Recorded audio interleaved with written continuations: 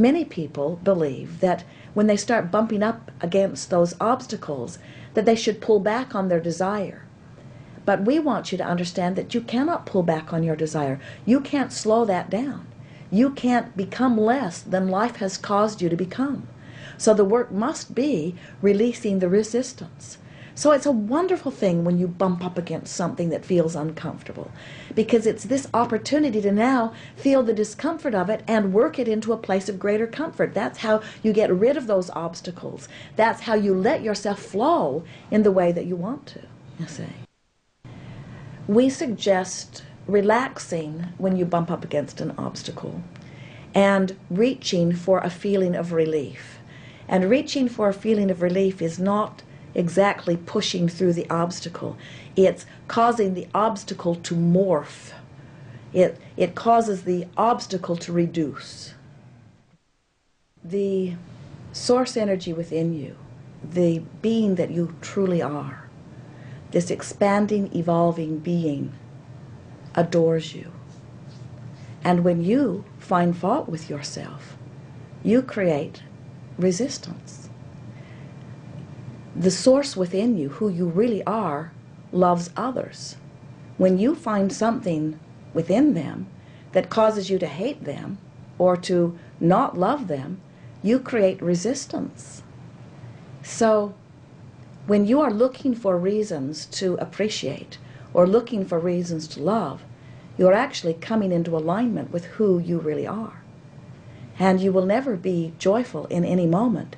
You will never feel good in any moment. You will never fulfill your reason for being in any moment. You will never be who you really are unless you are in that state of love.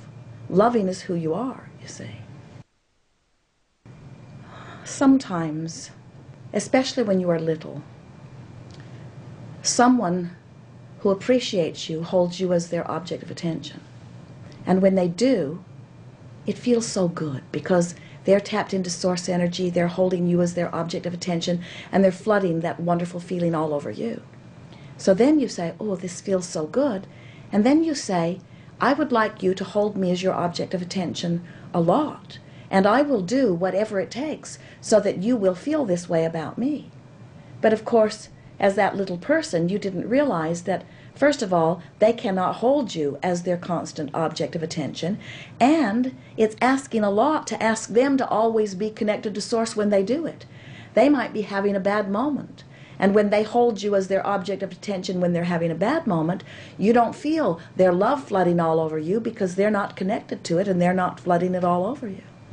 So over this process of looking to other people to find out how you feel about yourself, many times you come around to not feeling very good about yourself because you've been looking for love in all the wrong places. You've been looking to them to love you when sometimes they don't have it to give. They want to love you, but they're having a hard day.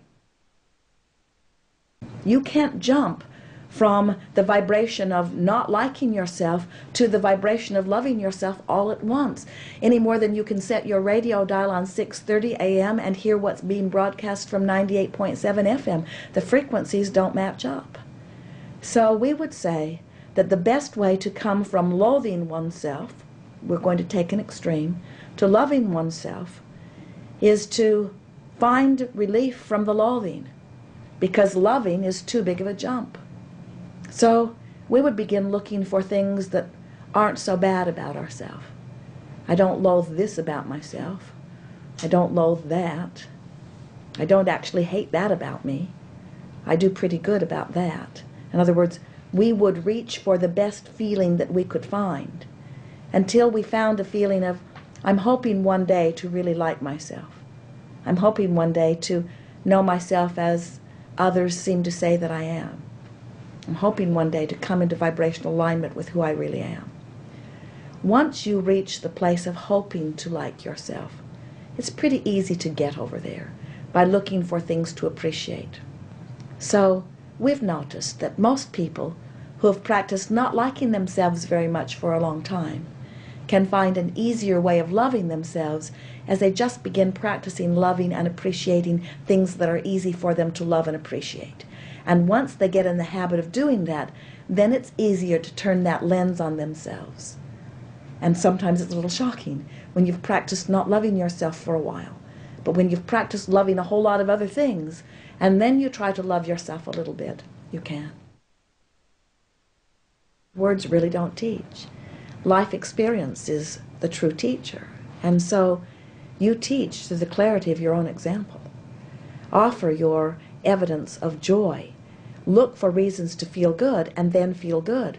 Don't pretend that you feel good when you don't. Look for reasons to feel good and feel good. And when you don't feel good, don't pretend that you do. Instead, make it clear to anyone who's asking, I'm not feeling very good and I know what to do about it. I'm going to reach for better feeling thoughts until I do feel good. In other words, be real. Being real is the best way to teach. Being real and being in earnest about feeling good. Being determined to come into alignment with who you are. Make a decision that you want to express as often as you can the wholeness of who you are to whoever you are interacting with. Which means get tuned in, tapped in, turned on. Bring yourself into alignment and then play with people. Don't move into a meeting if you're not in alignment. Get into alignment and then move into a meeting. Don't have an argument and then try to make it better within the argument. Get off to yourself and get feeling better. Tune in to who you are. And then in your state of alignment, co-create with others.